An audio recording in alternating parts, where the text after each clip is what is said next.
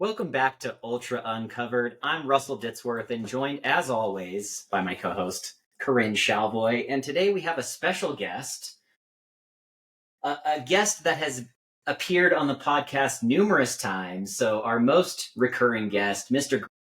Graham Shalvoy, to the podcast. Most requested guest? Most requested and most frequented guest. Thank you. Yes. So today we've got a Fire Road episode for you. We are going to talk again about the Western States 100. Last year we did an episode where we featured some of the names that you might not hear about throughout the weeks leading up to the race. Some of the folks that are not returning top 10 members, some of the folks that are not golden ticket winners. So we've each picked out some names, some folks that we want to highlight that are in this year's Western States 100, the prestigious race happening at the end of June here in a couple weeks. Corinne, anything else to add there? No, I think this is going to be an annual tradition because it's pretty fun and exciting. And there's so many people that get to run Western that have stories behind them, that are really talented athletes that have been trying to get in for years and maybe a decade plus. So I think it's just fun to kind of talk through some of those stories ahead of it, and, maybe also create some fans of these people to follow on race day. There is the live stream happening again, Mountain Outpost. And I'm sure they're going to get to another level with the coverage. We saw some amazing drone footage last year. And I think that, just knowing Jamil, there's going to be exciting things in store. And I think that the race is it's incredible this year. So we have lots of people to cover, some of whom, spoiler, may end up in some of our picks at the end or may not. But it's always exciting and interesting to see people that we know that perform really well, who get in through the lottery, and then also to see kind of just how they end up stacking up. Famously, Cat Bradley won ticket in the lottery, won the Western States 100 in 2019. Yeah, and folks get in. 17. Folks get in off the wait list every single year. One thing that I noticed this year about the wait list that I really like is that the top 13, 15 names were all folks who had 256 tickets into the lottery. So that would be 9 years of applying into the Western States Lottery. So all the folks that were at that 9-year level had either the opportunity to get into the race, like they were selected in the original lottery, or they were on the top of the wait list and had an opportunity, or they have deferred again to a future year and been able to carry over their tickets for a future year. So I do like that fact that those that have been waiting the longest, they were able to clear those names. For sure. So just hang out for 9 years and you'll eventually get into, maybe it's going up every year. But one more thing just to mention before we dive into all the people is just, if you're joining us and you don't know what Western States is, just real quick, Western States 100, the oldest endurance race in the United States. 100-mile endurance race in the United States. Yeah, the Dipsy. Dipsy's like 100. I know. 15 years old. That's right. Boston Marathon super. Yeah. Oldest 100-mile endurance race in the U.S. Probably the most competitive 100-miler on U.S. soil every year. You can get in through lottery or a golden ticket qualifying in one of a number of races that changes every year. This year was 5 races that offered golden tickets. If you place high enough, you automatically get in. And if Russ and I both raced a golden ticket race. We just missed the golden ticket for next year. But we got our qualifiers. We did indeed. Yes, you got qualifiers. And if you are top 10 in the previous year, you are invited back. Not everyone returns, but if that's another way to secure your spot. And there's only about between 350 and 370 people that run the race every year. I think that's a great summary right there. Yeah, starts in Olympic Valley in Palisades, Tahoe, and runs all the way to Auburn, California. And one of the interesting things I think about this race especially is you start in the mountains and you start about 6,000 feet, go up to almost 9,000 while you're running through the high country, maybe some snow. This year, I don't know if there's going to be much snow, but sometimes there's a ton.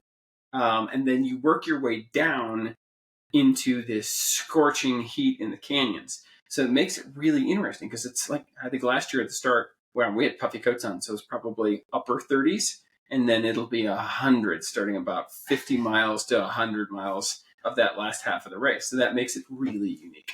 Yeah, it's a net downhill course, but don't get it twisted. There's still 18,000 little feet bit of of climbing. climbing. Yeah. And people go out to Western States Memorial Day training camp and come back and say, oh my gosh, there's a lot of hills in this net down, quote unquote, net downhill course. So, and I've heard, and I've never been into the canyons, but something unique that I don't think we experience here in Colorado is as you get deeper into the canyon, it gets steeper and steeper and steeper until you reach the bottom of whatever water source there is. And it's just so interesting to think that the top of the canyon's kind of mellow and then it just gets steeper and then therefore faster. But then coming out, you do the same thing. Yeeks. Graham, as our guest today, why don't you kick us off and talk about your first featured athlete? I think we've all picked 4 different names, so we can kind of run through these and then go through some picks at the end of our podcast today. Without a doubt. So, and I'm just making sure I've got mine. Sorry. So one of my first pick is Ben Gibbard. A lead singer from the bands Death Cab for Cutie and Postal Service. I know he paced Ryan Thrower last year. He is an ultra runner, and looking at his ultra sign up, he's a pretty good ultra runner. He's done top 10s and 100-mile races before. I think he's from the Pacific Northwest. He's been out there on course before. So, yeah, who knows? He could do very, very well. I mean, I don't think he's obviously going to be in contention for a top 10 or even a top 20, but I think he could surprise some people by doing better than people think, a rock star would do on a course like Western States.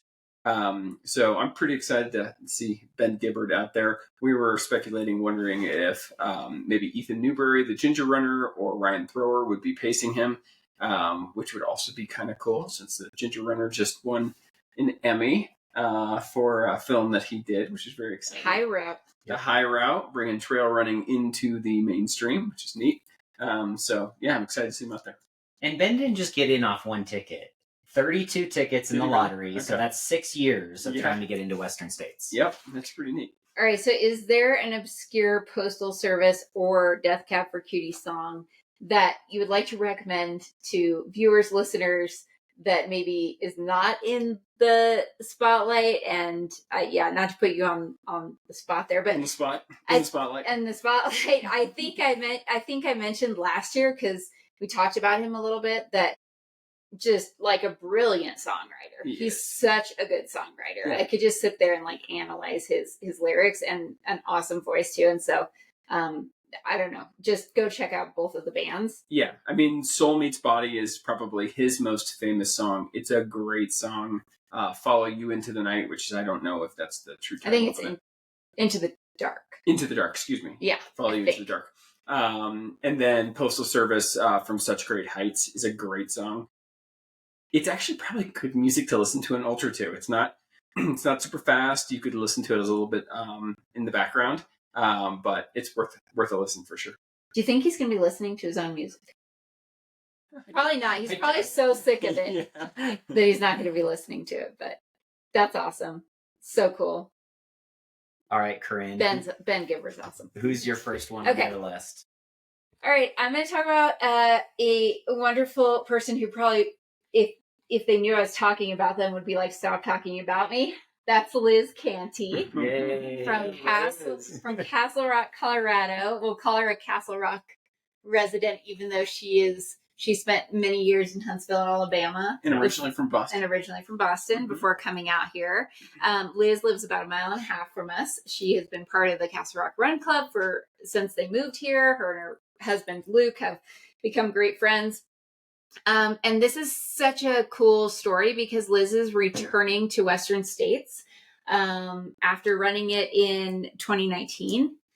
She got a golden ticket back in 2019 at the Georgia Death Race to get into Western, and she placed 13th that year.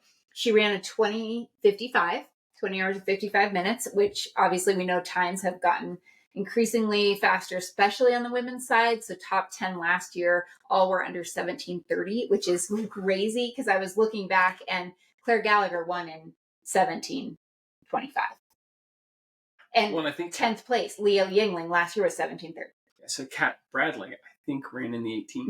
19 I something mean, it's just amazing to win. So the time's crazy. Liz is a Speedland athlete, and she has done some awesome things. She won Cruel Jewel 100 and at the time set the course record in 2022. She's been third at Never Summer 100K in 23. Last year, she ran the High Lonesome 100 and finished a respectable 8th in a very difficult race. And we saw her during that. And my favorite part is that she was just happy. She was enjoying being out there. She loves the mountains. And so this is kind of her chance to rewrite, I think, her Western States story. She admittedly said she was a little bit not the nicest person during the race to her crew and has some maybe, wishes she could take that back. So I think this is her chance to go back. I actually think she's in the shape to beat her previous time and PR. And I've been actually working with her and coaching her which has been an awesome honor for the last few months. She went to training camp. She ran Quad Rock 50 in prep, and she's healthy and very heat trained because she has a sauna in her house now that she has been using every day. Nice. So I'm really excited to see her utilize, some fueling strategies, which I don't think were even in her vocabulary back in 2019. And yeah, for her just to experience the course again. She got in on only eight tickets, I think it was. Okay. And we were also excited for her when we saw her. We were more excited for her than she was for herself. Yes, we were. It's great to have a Castle Rock Run Club member in Western States 100 to cheer for. Yeah, she's a gritty, tough one, and she knows how to climb. And I think those things are going to serve her well in this race. So go, Liz. For sure. All right, so you got. All right, the first person that I'm going to feature here, again, it's a name that most people will recognize, but it is a name that was that is entered in the race outside of the top 10 and outside of the golden ticket, and that's Jeff Browning. Jeff Browning, absolute stud of the sport, probably most famous recently for his, being featured in The Chase with Cocodona 250. Not this most recent edition, but the 2024 edition.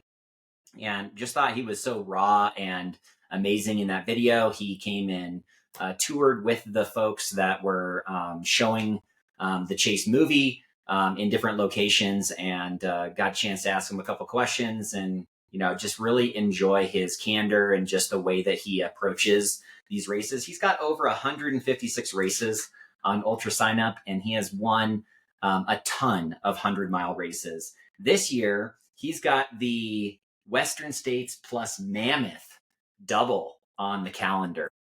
We'll see if he can establish a fastest time for the Western States Mammoth, since Mammoth is in its first edition. And he is on Cocodona 2026 start list as well. So, well, he got second last year, so not too shabby. He got second at Cocodona. Yeah, Cocodona in 2024. Correct. Yeah.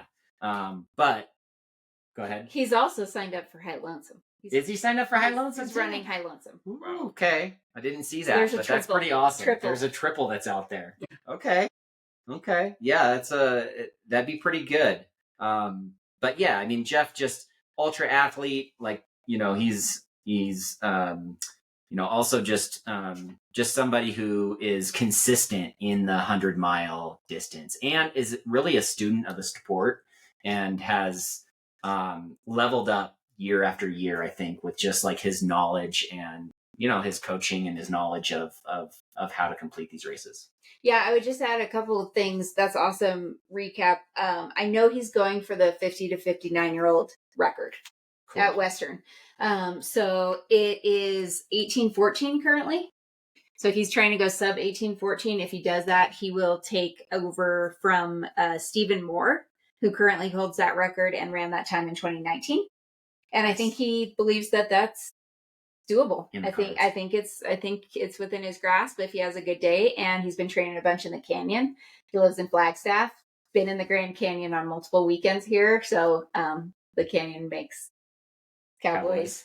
And he's Bronco Billy. And his tagline's giddy up. So let's go, Jeff. It's going to be exciting to follow. All right, Graham, next one up. Yeah.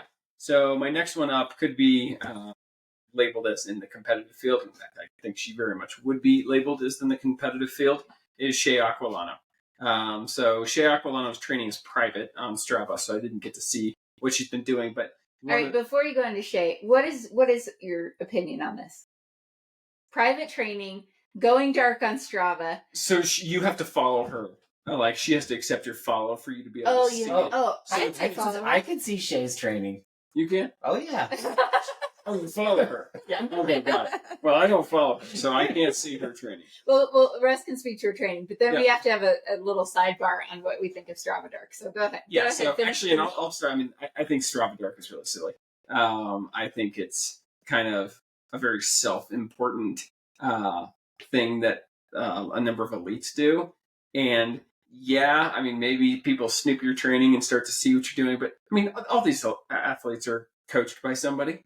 So it's not like not all of them. Well, a lot of them. I'd be curious to see what the percentage is of the top 10 who's coached. So to me, if you go Strava Dark, it's kind of like, ooh, Strava Dark. How special are you? So is Courtney Strava Dark, or is she just anti-Strava? She's forever dark. So yeah, I mean, maybe she's just not into the data. Maybe she worries that she's so type A that she would get, messed up by the data. And I know there's a number of people out there who are like that.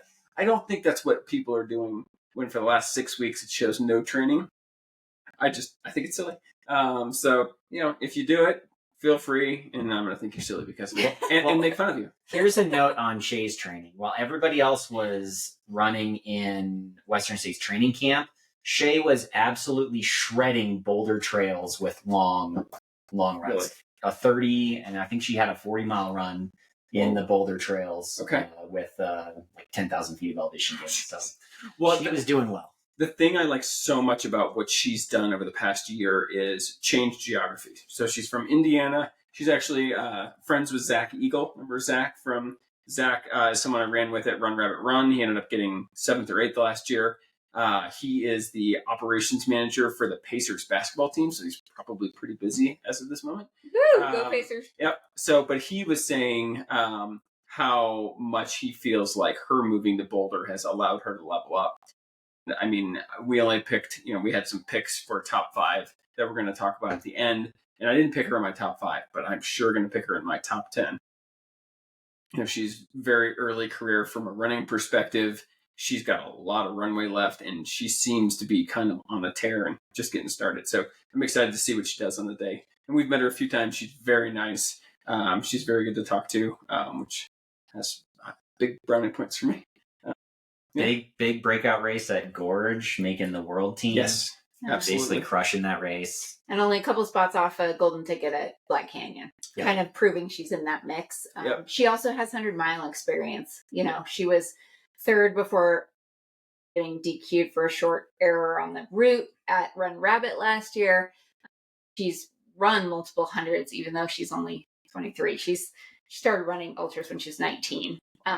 So she's got some long trail, long racing experience too. And I think she's on this momentum swing, just signed with Nike, just very much like kind of coming into her own, which is really cool. For sure. Corinne? Okay, I'm up.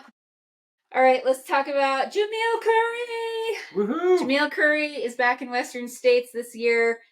He has run it once before, but was a while ago. I don't have the date. I believe it was more than a decade ago.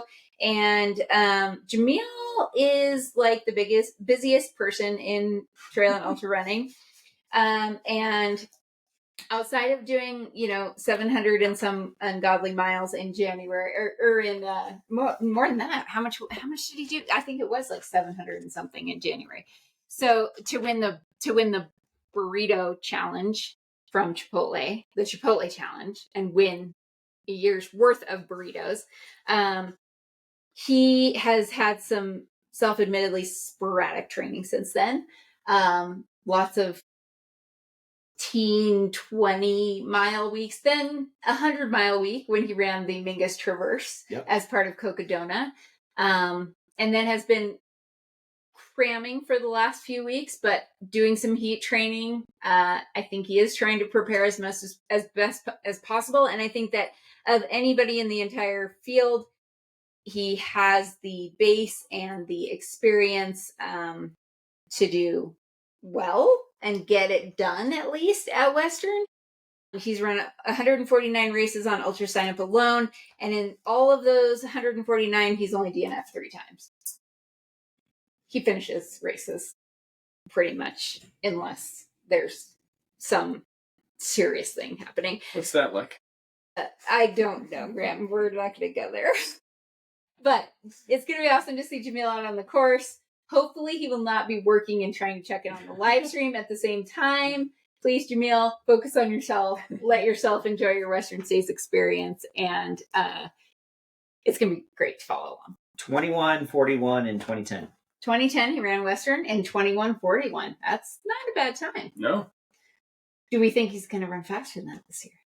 21:41. I think he can go sub 24. So the other thing to think about is he is in Hard Rock as well, which is now a whopping 2 weeks after Western States. Oh, yeah. Yeah, that's a tough double right there. That's a serious Usually double. it's 3 weeks, right? Yeah. That makes it a tough double. But it's great. Jamil's awesome. Wishing him the best of luck. Jam. Jam. Very good. Okay. All right, next one that I have is a runner whose brother actually ran, and we featured last year in this exact same podcast. Jeff Urbanski is the brother of Matt Urbanski. He's got 46 results on Ultra Sign Up, and I would say his focus is more the road ultra or the long timed event ultras. He represented the U.S. at the IAU World Championships in 2023 after running 151 miles at 6 days in the Dome just prior to that. So he's got kind of that, and Western States I think is a running course. So I think somebody who is used to being able to put that repetitive motion to use can do well here, and excited to see what somebody like that can do at Western States. He's the type of guy who's been waiting on tickets to get into this race, so this is his opportunity, and sounds like he was crewing last year, and now he gets his opportunity this year. So wishing Jeff the best of luck in this year's race. Yeah, we got to meet him at Forest Hill last year. Super good guy. We talked for a while, and it's going to be really fun to see him racing this year. I'm excited. So my number 3 is, and we'll say it in the French way, Michel Piloty. Is most well known as being the creator and who still runs UTMB. So pretty interesting. He's in the 70 to 74 category. Year-old, yeah. But he's raced 5 races this year. Including some longer ultra type events. I think he is someone to watch as someone who could finish in that 70 to 74 category who, I don't know how many people like that line up. I think I heard maybe there's a handful. 5 who are in that age category. And I think it may be 70 to 80, but it'd be pretty interesting to watch. And, obviously he's been around the ultramarathon scene for 25 years, and he has one of the biggest races out there. Wonder if he had to get tickets to get into this race, or if he was granted an entry in another way. It's a race admin spot, I do believe. Race admin or special consideration. Okay. Here's the thing to know about the race admin spots and those special consideration spots. Those people still have to have qualifiers. Yes. They are not allowed to give a spot to somebody that does not have a qualifier from for sure the time period. So they're putting them in the work regardless to be eligible to run the race. Yeah. So, he's got, I think, a shot to finish it. It'll be interesting to see him out there. Obviously, a very different race than a race in the Alps, but it'll be exciting. I'm very excited. I was nervous we were going to have to screen your UTMB take. I decided not to go down the UTMB angle. We're not talking about it. Right. I think, seems like, and actually after talking about it, UTMB seems to have done a number of things over the past 6 to 12 months to say, hey, we're listening to some of the frustrations that the runners have had, and we're, actively trying to address it. That says something about an organization that's willing to do that. No, that's great. I'm just remembering and saying that I'm pretty sure that Graham has called things junior varsity on this podcast. The Western's a JV race to UTMB. I have no idea. No, I didn't say that. Oh, okay. No, I think I think Western is super difficult for people in those age categories because of the cutoff. I agree. 30-hour cutoff. We saw, I was hoping to pace Betsy Kalmeyer last year. She's 63, and the cutoffs for the course and the conditions and the amount of climbing are not particularly generous. So right. Yeah, people especially in the first half where it's so hard. People are really chasing those if they're, maybe up there in age. I think dry conditions in the high country help that considerably. Mm-hmm. So if it's wet and crummy in the high country, it spells a disaster for people trying to hit those early cutoffs who might be just fine once they get past that point. Right. So I agree. The only thing they need to do is figure out the not putting Stephanie Case in wave 3, not putting women that are having pregnancy deferrals into, or not giving them a UTMB index. Like, how do we get that in? She hadn't raced in a few years. I mean, I understand. She had raced, but not a UTMB race. Yeah, so, I mean, it's one of those things that, yes, it was unfortunate. I don't know if there's a real great way around it. We don't know how hard Stephanie pressed to try to get into that first wave, right. though, right? And maybe she wanted to be low pressure. Like, exactly. Hey, let me just start here. I just had a kid who knows how I'm going to feel, and then she felt amazing and crushed. No? I don't think so. I think she wanted it. I think she wanted to be in the first wave. Yeah. But she deserves it for sure. Yeah, she does, and she proved it, and she is in Hard Rock this year, so that's going to be cool. Oh, yeah? Yeah, it's exciting. There's no waves at Hard Rock, so no problem. No waves at Hard Rock.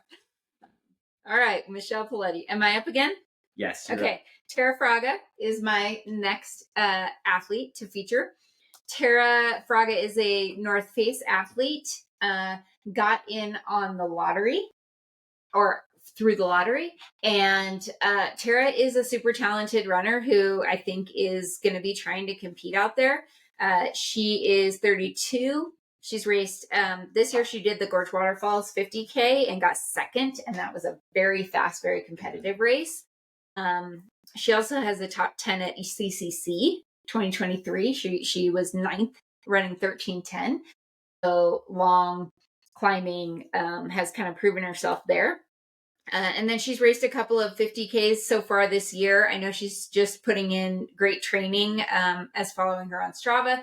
And I think she's going to have one Caitlin Gerben, who has some Western States experience herself, out there to crew and pace, which will be amazing. So I think she's going to maybe fly a bit under the radar, and but also be trying to kind of mix it up. And it'll be curious to see, I do think this might be her first 100-miler. So that'll be interesting to see. But from a time on feet standpoint, she's definitely done some races that have taken the amount of time that, not too different from what. Yeah, CCC is a good comparison, right? 13 hours there. It could be 16, 18 hours here. Yeah. So it'll be cool to see Tara. And I think that I wouldn't be surprised if she's trying to mix it up out there. Awesome. My next one is also a lady out there in the field, another sibling combo. So Melissa Ostaszewski is in Western States 100 this year. And actually, Sarah was also on the wait list, but had declined really prior to it getting down to that level. Interesting. Potentially just committing to crewing this year, something like that. I don't know. But regardless, Melissa is a great 100-mile runner in her own right. 24, ran 300s. High-low, Wasatch, so High Lonesome, Wasatch 100, and Saddles 100. That's a tough triple right there for a summer of hundreds. Where's Saddles? Saddles is in Arizona. Prescott, it's Mike Versteeg's race. Oh, interesting. Mm-hmm. Okay. Very low key, I think you use gas stations as aid stations multiple times. Wow. toilet paper for the finish line kind of vibe. I like it. But, tough race. Sure. If it's Versteeg, it is. Exactly. Melissa's got 54 races on Ultra Sign Up, and, getting her chance to line up at Western States. So wishing her the best of luck. Yeah. Melissa likes to race. She's, Nike. I think she's still a Nike. Ekin, as they call it. If you spell Nike backwards, it's Ekin. And, if you are in this job, you're kind of a cool like ambassador and work for Nike, but they call them Nike Ekins, and I think she's still one of those. Cool. Nice. That's cool. My last one is Sierra DeGroff, who is at Aerovipa Racing Team, member of ours. Raced with Corinne last year at Javelina. I got to hang out with her husband, who was super cool. I helped crew her just a little bit. She mostly had it dialed on her own, but she was really cool. I got to work with her from actually a little bit of a work scenario a couple months back, and so we talked for a while about that and really enjoyed getting to meet her. She has a lower Ultra Sign-Up score than I think is going to reflect in this race. I think her Ultra Sign-Up score is an 82%, so she's going to fly pretty far into the radar, but she's done very well. She won 100K in late April. She got second at Jackpot 100-mile USATF this year. She got Javelina. Javelina last year was a little bit of a rough race for her, but she's run Badwater. She's run Hotfoot Hamster 12 hours and won that. Salt Flats 100-miler won that. Jackpot 100 got third. Desert Solstice first. Desert Solstice 24 hours got second. Fat Ox USATF 24 hour got first. So she's got some pretty serious results on Ultra Sign Up. So I don't think she's going to be, someone who's a favorite.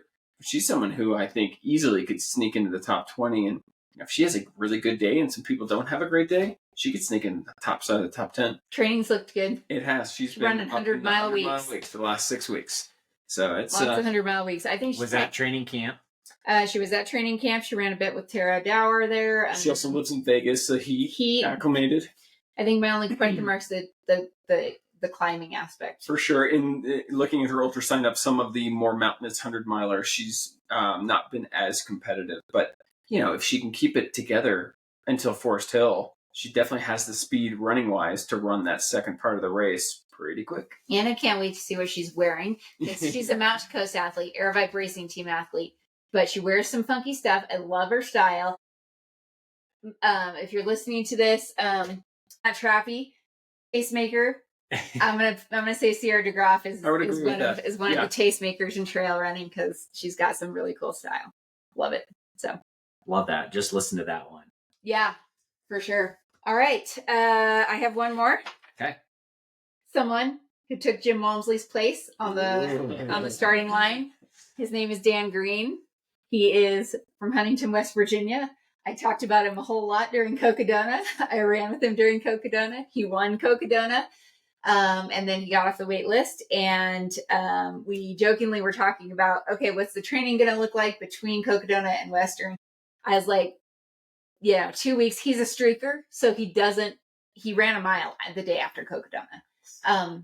He doesn't take rest days. But like a couple of down weeks, couple of speed focused weeks, taper. That's what it's going to look like in between. And I'd say he's taken that a bit to the extreme. I've seen him running some 100+ mile weeks himself already, which speaks to how well he's recovering from Cocodona. I think it's going to be really cool to see. And I think that he is going to be also just riding that momentum of having a huge breakout, maybe thinking this is short, no sleep deprivation.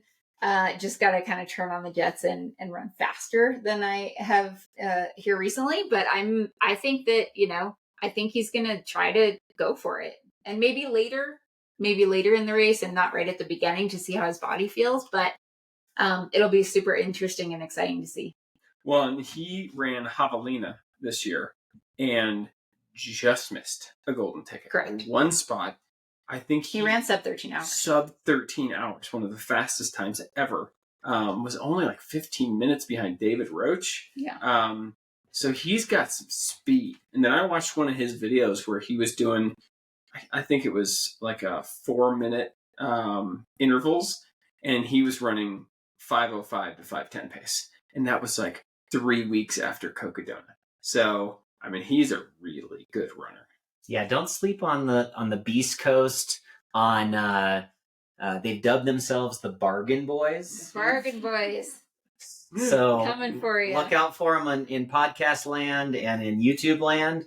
Caleb Bowen, I think, is a part of that little crew there. Is he? So Okay, yeah, that's so cool. Dan is bringing out his crew for Western States. Do not sleep on Huntington, West Virginia.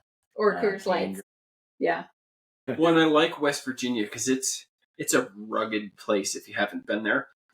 For the East Coast, there's all kinds of kind of mountainous terrain out there, but I think of all the places that I've been, I think West Virginia is probably the most mountainous that I can think of, with the most kind of elevation gain, because there's a lot of rivers that flow through it that are almost down to sea level, and then the mountains rise to 5,000 feet. So you can get some big climbs out there. All right, last one on the list here.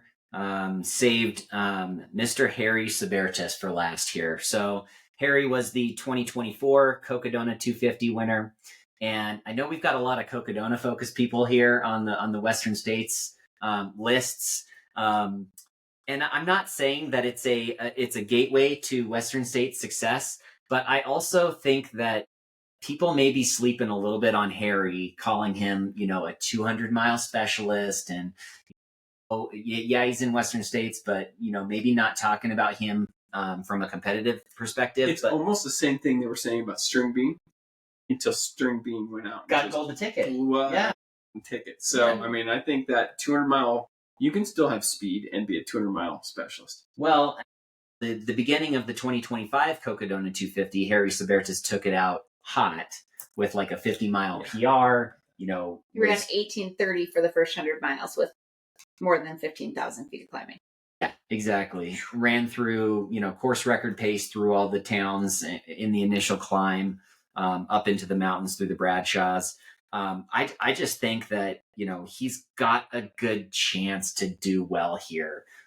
He is not going to be rattled by kind of the logistics, I don't think. He even after going out hot and kind of falling back in this year's Cocodona race, he still stayed strong and still finished in the top.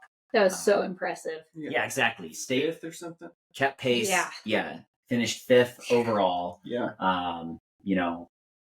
Some hours behind his time from last year, but still stayed basically with it and was able to finish strong. So my question to you guys is there a competition between Harry and Dan Green for the 2025 Western Cocodona double? Yeah, I mean, absolutely. What was the time gap between Dan and Harry in Cocodona, and is it close enough to where one of those where Harry could make up that time? I think it was like 6 hours. 58:47 to 65:28. Okay, so 7 hours. He's quite a bit behind Dan, but I don't think it's out of question to say that it's possible. Blows up and walks from Forest Hill. I think it could be maybe possible.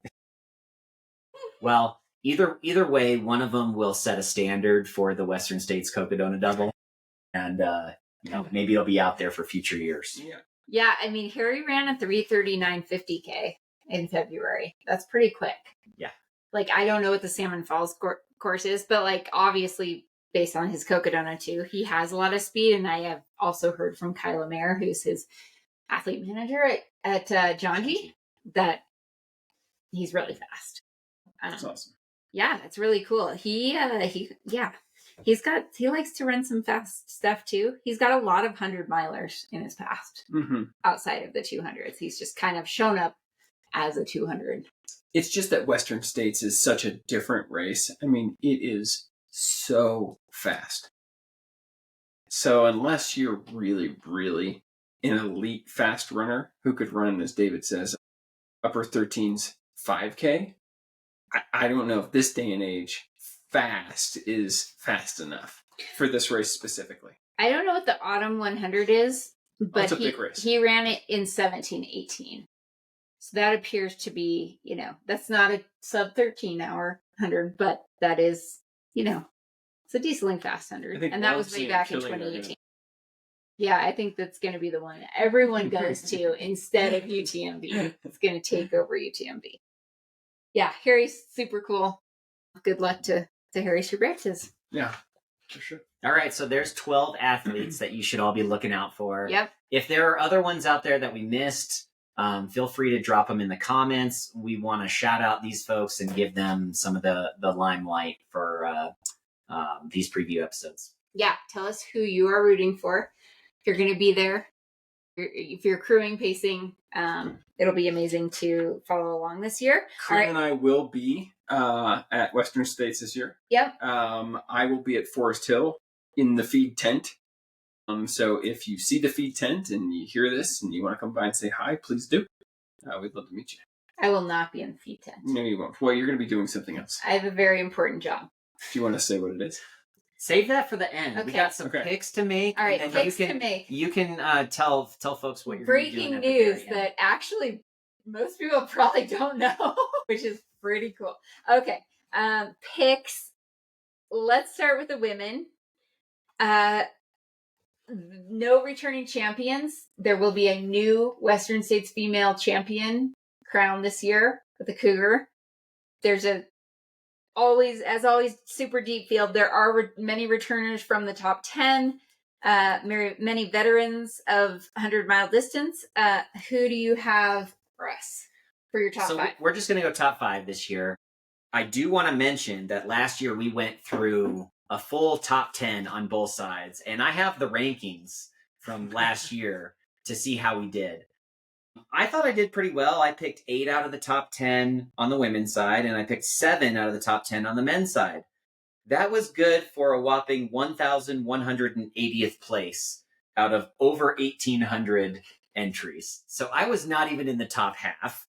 Corinne, you did even worse than me. You were 1,281st. But hey, I will say, I picked Esther Chilag to get 3rd, and she got 3rd. So I had one dead on. We all had good picks, but people just had better picks, I guess. Graham came in first. He was in the top half, 844th place. I don't know if that's something to write home about, but... I am writing home. Absolutely. I am going to think about that for the rest of the evening. All right. Out of the 3 of us... I'm planning on doing better than my placing last year in this year's Fantasy Free Trail. But for the women, for the top 5, in 5th place, I have Shea Aquilano making it into the top 5. We've talked about Shea. I think she's, primed to do great here. In 4th, I've got Emily Hawgood. In 3rd, I've got Lin Chen coming back and running a great race into the podium. And my top 2 are, in 2nd place, I have Tara Dower. And in 1st place, I have Riley Brady winning the Western States. Go through them one more time from 5 to 1. 5 to 1, Shea Aquilano. 4, Emily Hawgood. 3, Lin Chen. 2nd place, Tara Dower. 1st place, Riley Brady. Let me go next, if you don't mind. Nice. I like that. Because... Who am I missing? Well, I mean, you'll hear it. So, we've been hanging out too much, apparently. Marianne Hogan, I have in 5th. Lin Chen, I have in 4th. Emily Hawgood, I have in 3rd. Tara Dower, I have in 2nd. And I have Riley Brady in 1st. I can't remember. So, Riley Brady, I feel like, is not being talked about. And Corinne's going to think this is ridiculous. But I think she could break the course record at Western States. She absolutely blew out the course record They blew out the course record at Black Canyon by over 30 minutes. Black Canyon is a super competitive race, and it's been a super competitive Wait, is it race. more competitive than Western States? I believe it is. Just go back to last year's episode. Listen to last year's episode. There's so many people who run that race, and for them to blow it out by 30 minutes. It's nuts. So if their training is as good as their training for Black Canyon, whoa. And so many people have just absolutely missed them as being a favorite. And they admit they've got sweat privilege and salt privilege. Like, that's only going to benefit them at Western Absolutely. States, right? Being able to kind of manage that at those lower levels, they've And been I know really successful in hot. Yeah.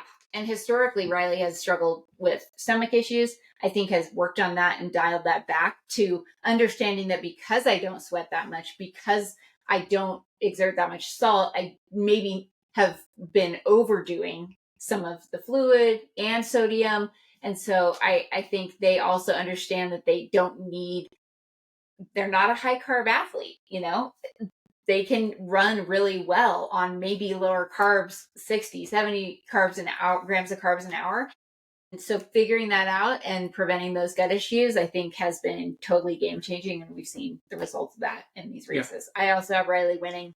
All right, Corinne, walk through your top 5 then, if you've got Riley winning also. Did either of you guys have Esther in your top 5? Nope. She's getting second. Esther Sheelag's getting second place. She knows this course better than anyone. Maybe her and Emily Hoggett know this course maybe her, Emily Hoggett, Katie Scheid, and Courtney Dauwalter know this course super, like the best of anyone in the women's field. I think Esther's getting second. She's really tired of getting third, so she's just going to go ahead and get second this year. I also know that she has been training extremely well, won the Buffalo Stampede 100 miler, and then came out here and has been training on the course, in Flagstaff, in the canyon, with people like Jim and Jess and Abby Hall, and throwing down really big miles, and knows exactly what it takes to prepare for this. So I think Esther's going to totally knock it out of the park and get second. I think Emily Hoggett is going to get third. I think it's going to be a great standout performance for her.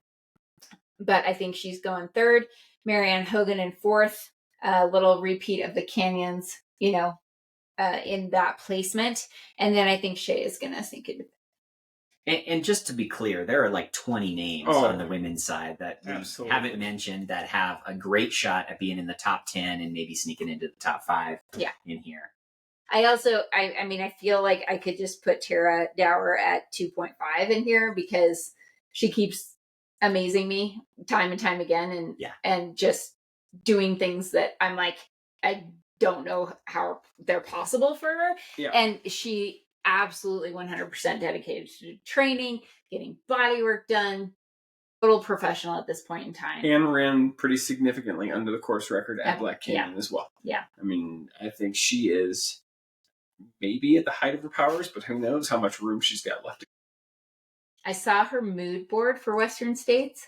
She's bringing back the mood board, which I absolutely love. So if you want to go check out her Instagram, you can find that. And there are pictures of people like Jasmine Paris on there, like falling down at the gate, and just things that also maybe a Kill Bill reference in there. Like she always comes up with some way to mentally just prepare herself for battle in these races and then get in that mindset, which is so cool. And is she the most memeable athlete in the field? Probably. Yeah. Like some of her facial expressions. Oh, so good. Amazing. So good. And she always falls, so she's always got blood, which everybody likes to see. Blood check. Okay. Death stare. Yep, got it. Giant liter of Coke. Yeah. All right. It's gonna be exciting. And there's just shout out to Hillary Yang, who's doing a documentary on the women of Western States this year. Awesome. Cool. Yeah, which is going to be really good, and can't wait to see that come out. Absolutely. Well, do you want to start with the men? Sure. I'll start with the men. David Roach is winning the race. Woo! Yep. David is, I think it's going to happen. I'm going to speak it into existence. Dan Jones is getting second. I think he's an incredible athlete. I think he has done well on this course and is continuing to improve. I think Killian Jornet is getting third in this race. Seth Ruling fourth, and Ryan Montgomery fifth. Ooh, maybe Ryan and Caleb battling it out for fifth. Okay. Yeah. I feel like you missed some people. But... Okay, well, tell me who I missed. Okay, I'll go second. So I was actually, fifth. I'm going to give a shout out to Chris Myers because I think his training's been going really great, and I wanted him fifth, but I just can't put him ahead of Caleb Olson right now. I think Caleb's just on another level. think he's ready to be in that top 5 at Western. He could go even higher than this. I think he ran the fastest ever initial time. Yeah, the fastest first Western state last year. He's also been rocking the Ultra Fly 2s. And The I ACGs. am, yes, the ACG Ultra Fly 2s, and I cannot wait to get my ACG coming back. Yeah. ACG. I've heard this summer, but I don't know. So in 4th place, I've got David Roach. In 4th place, I've got Hans Troyer. Ooh, Taking my podium, Beating and his coach. beating his coach, Hans and the getting Destroyer into Troyer. 3rd place. Wait, I am a huge Hans fan. Wait, Russ, has Hans run ahead of him? Has he run? I don't care, Corinne. I don't care.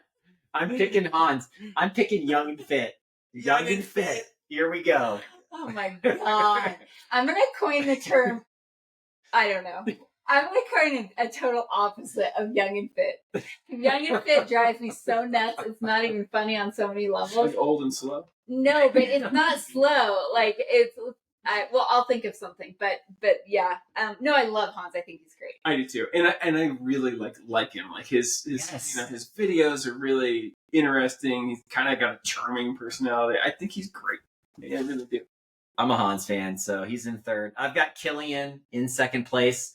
And Adam Peterman. Why are we sleeping on Adam Peterman? What's wrong with Adam? Adam just ran himself into a USA team at Gorge.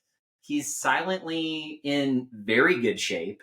He's won Western States before. In what time? What did he run? I What did he don't care what time he ran. He's won Western States before.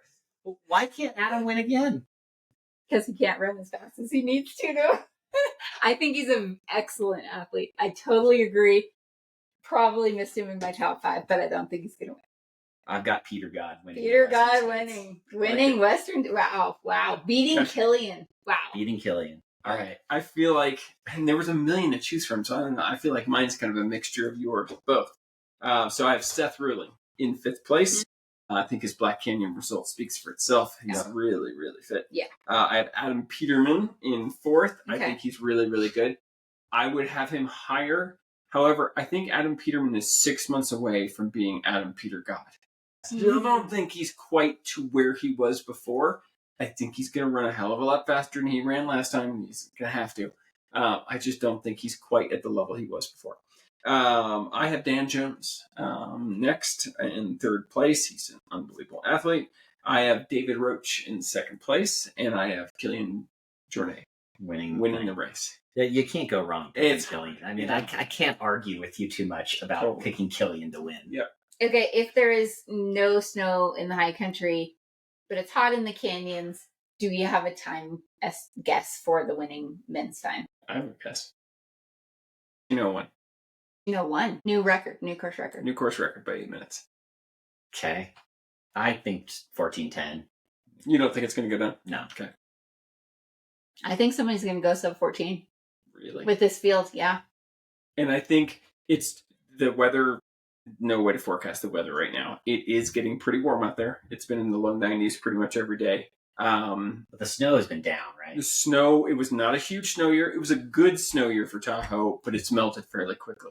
So I don't think it's going to be a big issue this year. What about the women's time? Women's winning time? Course record is Courtney at 15:29. And what did Katie run last year? Sub 16 for the 2nd best time ever. 40 something. We're going to fact check. Hold on. People are screaming into their computers. I don't think a women's course record is going down either. I think the winning time will be, 16:20. 15:29:33 by Courtney. Okay. Yeah. So that is the time to beat. I also don't think that's going down. I know Graham thinks it's going down by Riley. But yeah, I think it's probably for 15:45-ish.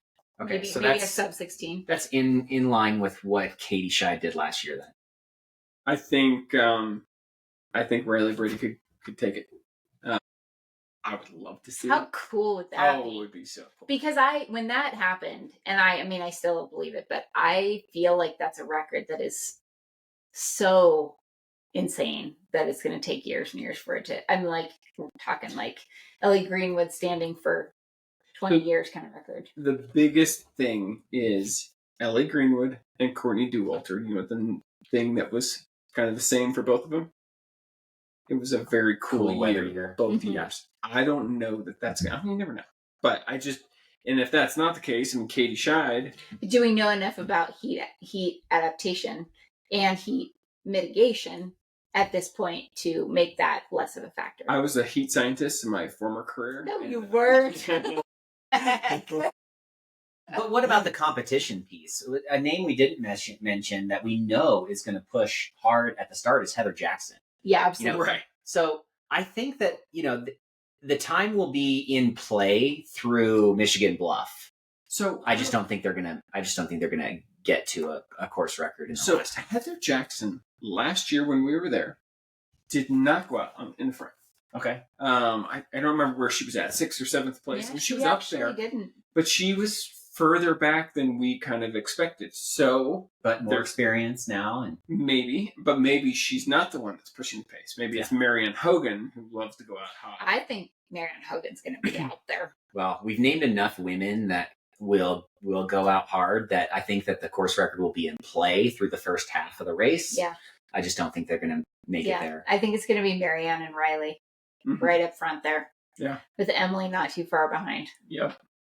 And then we shall see what happens. It's so exciting. It's so exciting. Wait to watch. And who's in the VK?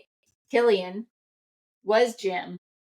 Well, is Jim officially on? The VK that we're talking about is the Broken Arrow VK Sorry, the week week before. Western States, which has now been like a little test piece. Well, it's There's just a that Jim woman did it. I last feel like year. there's a woman or two that are racing it that are also running, which I love. I could see a Marianne Hogan Or being one of Heather. those people, or Heather. Yeah, Jumping in a VK. who knows? They are going to be live streaming the VK and the Okay. 23K. I literally just heard that from Jamil today. So we'll get to watch that if you're not there. The 23K is the Short course short course world championship qualifier. Yep, Or world's qualifier. World's qualifier. Correct. And Golden Trail World Series. And a Golden Trail World Series race. Oh, wow. Correct. Yeah. There's So that'll have some people. Broken Arrow, and then there's a race in Mexico this year. Yeah. Or the two North American Yeah. I think what's the Cartel 50K is what they're calling it. Oh my God. The cartel thing again. Couldn't get away without it. Yeah. Take it from Corinne. Well, Corinne, why don't you close out the episode telling us a little bit about what you're going to be doing at Western States? I'll let you close it out here. Okay. So thanks for listening. Give us a review. Share the podcast with somebody that you think would be interested. We have some really exciting things coming in the next couple of months with the podcast. So stay tuned for that. It's going to be awesome. And I think maybe I'm more nervous for this than any race I've ever competed in because I am going to be crewing David Roach. I'm going to be he asked me to be his B crew chief, which was an incredible honor to be asked to do. And it's going to be highly stressful, but very, very exciting. I got a little tiny taste of it. We did a little bit of crewing of him at Leadville last year, our whole Castle Rock Run Club. And I have been told by his wife, Megan, I'm going to get a total rundown on, exactly what we do. I know that I've seen it in the videos. I've seen it in person. But this is a race where seconds matter. And so it's going to be nerve-wracking, but also very exciting. And I can't wait to just be kind of part of that action and hopefully part of the success that will come from that. So thanks for asking me, David. And I am honored to be out there. And also shout out to the other feed athletes that are competing that will be supporting: Esther Telag, Tara Dower, and Ryan Montgomery, and Jeff Browning. Absolutely. All right. Thanks for listening. Tell us what we missed and who you think is going to win the race this year. Thanks for having me on, guys.